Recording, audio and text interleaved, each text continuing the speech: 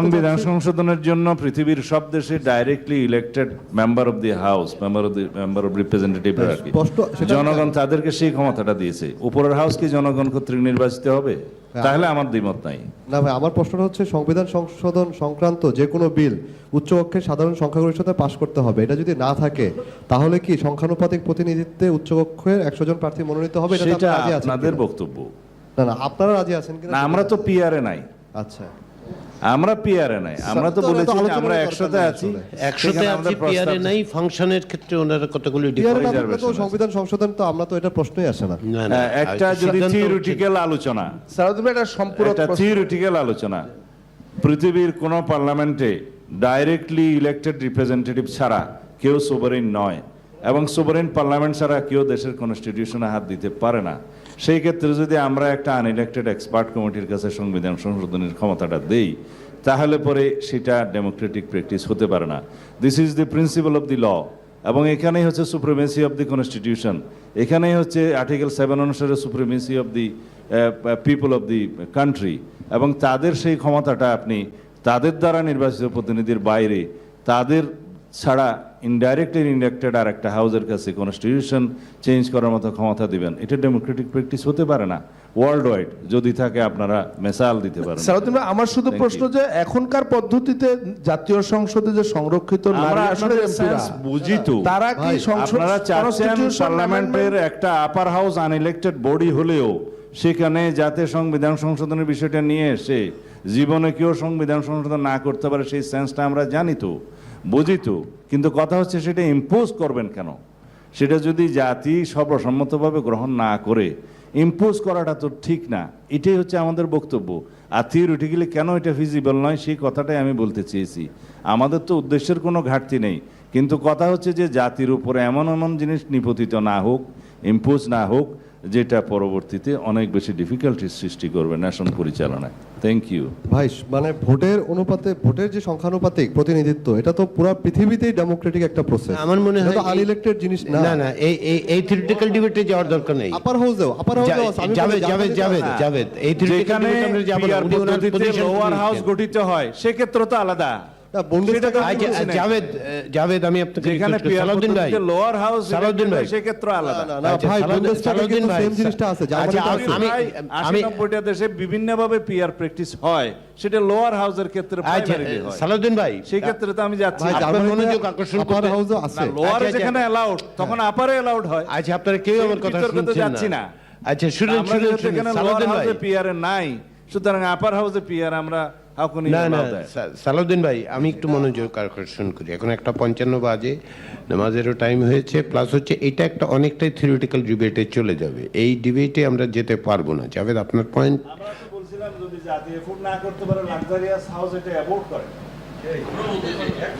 না, আপনারা বলছেন, শুনে সেটা তো আপনারা বলেছেন, সেটা তো বলেছেন। আচ্ছা, ঠিক আছে। আমার মনে হয় এই আলোচনাটা এখানে আমরা স্টপ করব। না না, এইভাবে পয়েন্ট করেন না। না না, হুদা ভাই, এই এক্সপ্রেশনটা কিছুদিন আগে আরেকজনের এরকম একটা এক্সপ্রেশন।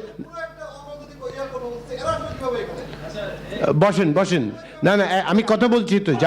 জাভেদ আমার কথাটা শেষ করতে। জাভেদ, হুদা ভাই, আপনাকে আমি একটা না না, এই যে পয়েন্ট টু পয়েন্ট কথা বলেন না, শুনেন। না না, এই শুনেন, আমি আপনার মনোযোগ আকর্ষণ করছি হুদা ভাই। সেদিন যেই অর্থে রেপ্রিমেন্ট করা হয়, সেক্ষেত্রে আমরা কেন এখানে এসেছি সেই প্রশ্ন যদি তোলেন, তাহলে খুব বিপজ্জনক পরিস্থিতির সৃষ্টি হয় আমাদের প্রত্যেকের জন্য। কারণ আপনি আজকে যদি জাভেদকে প্রশ্ন করেন, তাহলে শুধুমাত্র রাজনৈতিক শক্তি হিসেবে না, আপনি কিছুদিন আগে আরেকজনের এরকম একটা এক্সপ্রেশন। বসেন। না না, আমি কথা বলছি তো। জাভেদ আমার কথাটা শেষ করতে। জাভেদ, হুদা ভাই, আপনাকে আমি একটা না না, এই যে পয়েন্ট টু পয়েন্ট কথা বলেন না, শুনেন। না না, এই শুনেন, আমি আপনার মনোযোগ আকর্ষণ করছি হুদা ভাই। সেদিন একজনের একটা এক্সপ্রেশন নিয়ে আপনি আপনার ডিসকন্টেন্ট এক্সপ্রেস করেছেন, আমি ইন্টারজেক্ট করেছি, আমি রেপ্রিম্যান্ড করেছি, যেই অর্থে রেপ্রিম্যান্ড করা হয়। সেক্ষেত্রে আমরা কেন এখানে এসেছি সেই প্রশ্ন যদি তোলেন, তাহলে খুব বিপজ্জনক পরিস্থিতির সৃষ্টি হয় আমাদের প্রত্যেকের জন্য। কারণ আপনি আজকে যদি জাভেদকে প্রশ্ন করেন তাহলে শুধুমাত্র রাজনৈতিক শক্তি হিসেবে না, আপনি প্রকৃতপক্ষে আমাকেও প্রশ্ন করতে পারেন তো। আমরা তো সে আলোচনায় যাচ্ছি না, আমরা প্রত্যেকের আপনার আচ্ছা তাহের ভাই আপনি এখন কথা বলবেন নাকি খাওয়ার পরে নামাজের পরে কথা বলবেন? না, ঠান্ডা হয়ে গেছে। প্রথম কথা হচ্ছে আমি যেটা মনে করি আর কি, আজকে সকালে আপনার ঠিক আছে, বাইরে আমরা ঠিক করবো না প্লিজ।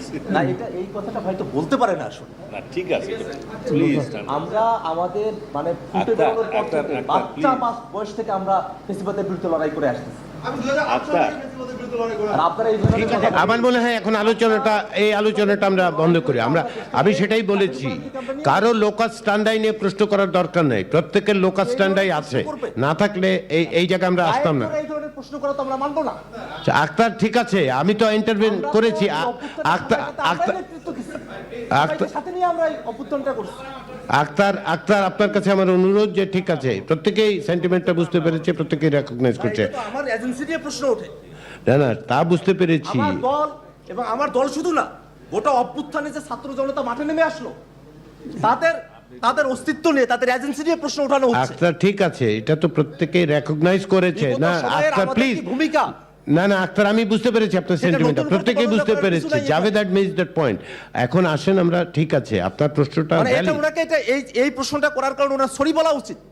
আচ্ছা ঠিক আছে, আপনি এখন তাহের ভাইকে দেন। এখন 2টা বাজে, প্রত্যেকেই আমরা সম্ভবত ক্ষুধার্তও বটে।